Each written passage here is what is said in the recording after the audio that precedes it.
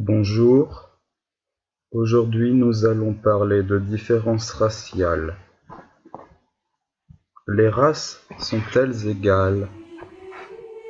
Sur la question de l'inégalité des races, qui donne aisément lieu à des pires anathèmes, il est tentant de clore le débat, mal engagé par quelques remarques de bon sens, car qui adhère aux idées humanistes? Les hommes, comme les races, sont égaux en dignité.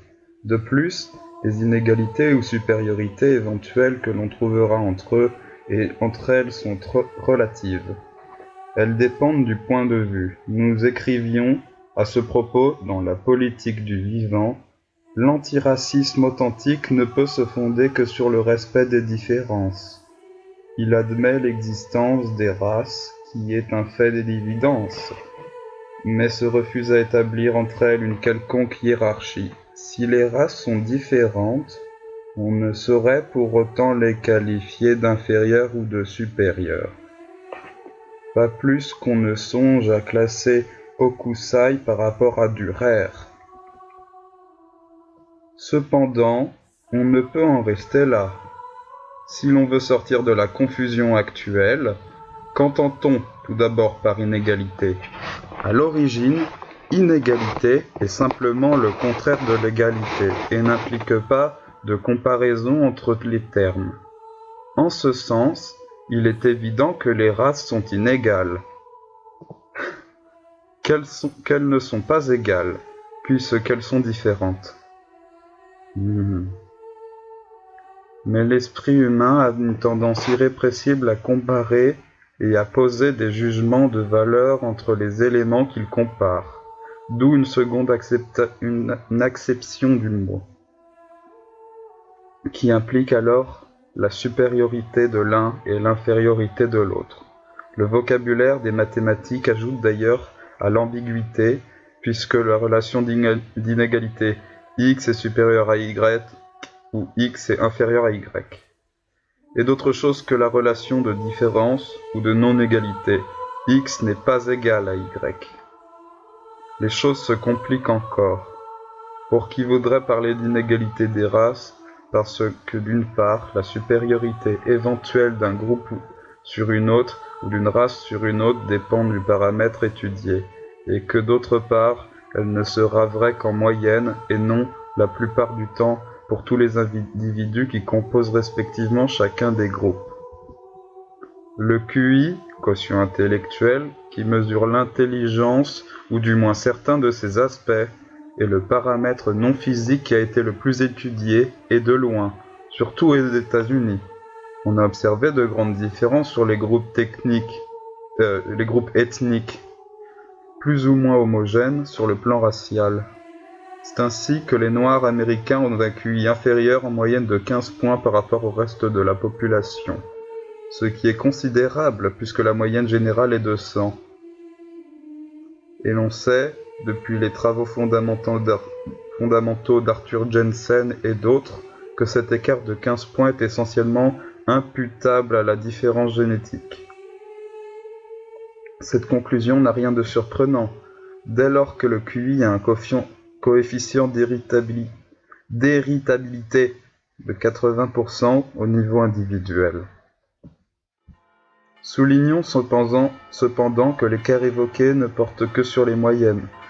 Le QI se répartit au sein d'un groupe selon une courbe en cloche, et les deux courbes, celle des Noirs et celle des autres Américains, se recouvrent largement. Ainsi, beaucoup de Noirs ont un QI supérieur à ceux de beaucoup de Blancs. Cela montrerait, s'il en était besoin, qu'il est aberrant de réduire un homme à son groupe. D'où viennent ces différences entre les races? Sont-elles en rapport fonctionnel avec les gènes caractéristiques des races, ou bien sont-elles déterminées entièrement par d'autres gènes indépendants des premiers? Nous n'en savons rien. Ainsi, au-delà des polémiques stériles et des procès d'intention, un vaste champ de recherche est ouvert aux anthropologues. Il va de soi qu'à de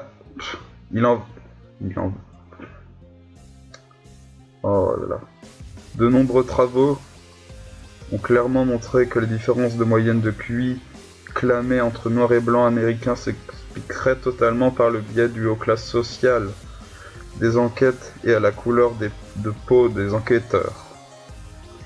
C'est le contraire qui est certain, comme on pourra s'en convaincre en se reportant aux ouvrages écrits respectivement par Arthur Jensen, Jean-Pierre Hébert, Richard Ernstein, Charles Murray. Faute de meilleurs arguments, Langanay se livre à des attaques indignes contre les savants qui ont établi les résultats et qu'il conteste. Il vitupère les falsifications des psychométriciens racistes tels que Jensen ou Eysenck, les élucubrations des soi-disant généticiens de l'intelligence, et il s'en prend tout simplement au prix Nobel William Shockley, inventeur du transistor qui a fait une seconde carrière scientifique dans le domaine de la psychologie, qu'il accuse de faire l'apologie du racisme, et de tels procédés faisaient de M. Langanay un candidat idéal pour le prix Lysenko.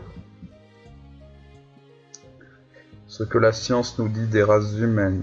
Voici un vade-mecum en 10 points sur les races humaines. La division de l'espèce Homo sapiens en race est un fait d'observation élémentaire que la science confirme et précise.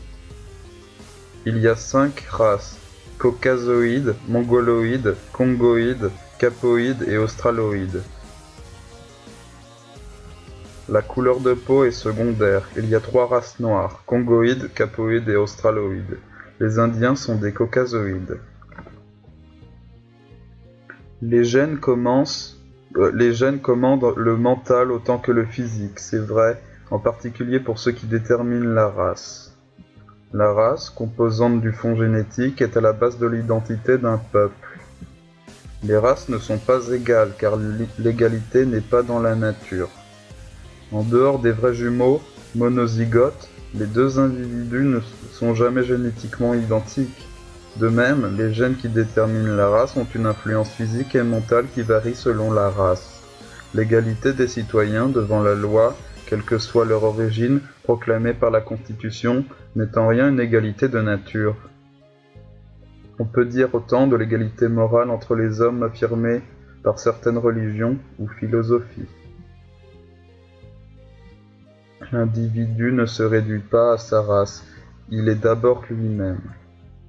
Contre l'évidence, le lysankisme, instrument du cosmopolitisme, nie les différences de race et de sexe. La France est un pays de race blanche, Charles de Gaulle, de race caucasoïde. Le général de Gaulle a déclaré en 1959 « Il est très bien qu'il y ait des Français jaunes, des Français noirs, des Français bruns. Il montre que la France est ouverte à toutes les races et qu'elle a une vocation universelle. Mais à condition qu'il reste une petite minorité, sinon la France ne serait plus la France. Nous sommes quand même tout un peuple européen de race blanche, de culture grecque et latine et de religion chrétienne.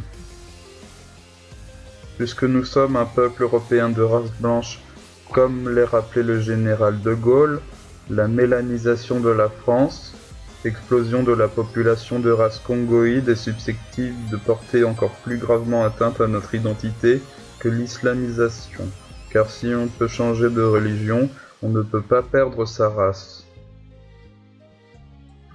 La lutte des classes à la lutte des races. La lutte des races n'est pas plus contestable que la lutte des classes. Cette dernière théorie n'est nullement propre à Marx, qui l'a empruntée aux historiens de son époque. Le grand économiste libéral Pareto considérait que la lutte des classes était un fait indubitable. Il aurait pu en dire de même de la lutte des classes. La négation des races humaines est une imposture scientifique. L'existence des races est un fait d'évidence. Si l'on définit la race comme une population naturelle dotée de caractères héréditaires, donc de gènes communs, on n'éprouvera pas de grandes difficultés quand on n'est pas obnubilé par un préjugé idéologique. reconnaître que l'humain est divisé en races. Comment, d'ailleurs, pourrait-il en être autrement, puisque l'homme appartient au règne animal? Comme l'a rappelé le professeur Gérard Lucotte, c'est le grand savant suédois Karl qui a, le premier, établi une classification générale des êtres vivants, dans laquelle il est fait entrer l'homme tout naturellement. Les négateurs, ceux qui nient les races, sont une position logiquement insoutenable, puisqu'ils sont bien obligés d'admettre le fait de la variabilité humaine. Ils s'obstinent, cependant, à refuser que l'on classe les individus en fonction de leurs différences. En reconnaissant les catégories telles que la race, ils devaient nier, a fortiori, les races animales. Et, du même coup, renoncer à tout effort de classification systématique. Ne serait-ce aussi renoncer aussi à la science, qui a pour objet de mettre de l'ordre dans l'apparente confusion du monde?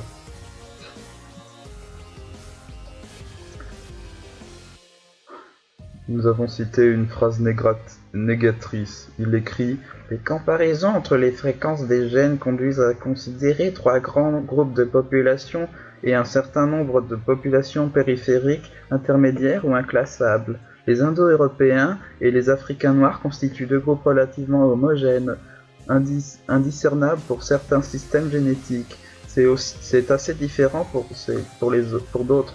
Les Orientaux, les Océaniens et les Amérindiens constituent un 3e groupe très hétérogène en raison de l'évolution très particulière des populations migrantes et morcelées.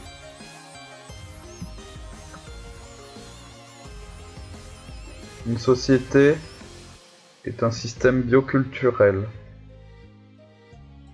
Le véritable humanisme n'est d'autre que cet antiracisme qui renvoie dos à dos le racisme inégalitaire, haine raciale, et le racisme égalitaire.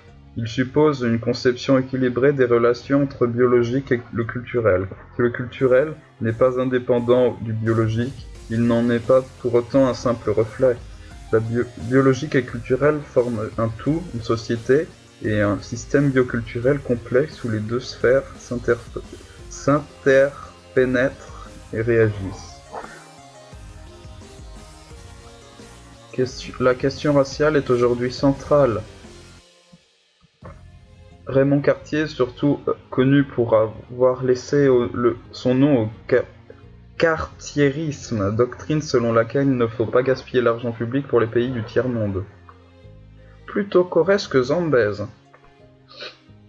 Mais ce grand journaliste avait aussi publié dans les années 60 plusieurs articles prophétiques pour alerter les Français sur le problème noir, dont il observait les prémices dans notre pays. Hélas, Raymond Cartier n'a pas été écouté. Au contraire, en 1972, nous avons eu la loi Pleven, loi liberticide expressément conçue pour étouffer les voix hostiles à l'immigration. Et nous avons assisté à l'explosion démographique en France. Des populations noires issues d'Afrique et des Antilles. Le fond génétique est un socle pour l'identité.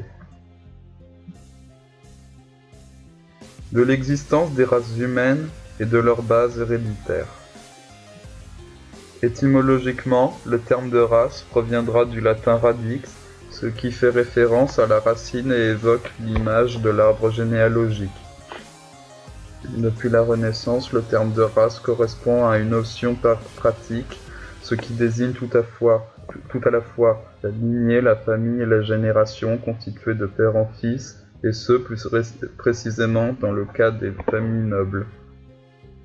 Ce n'est qu'au moment des grandes mutations sociopolitiques du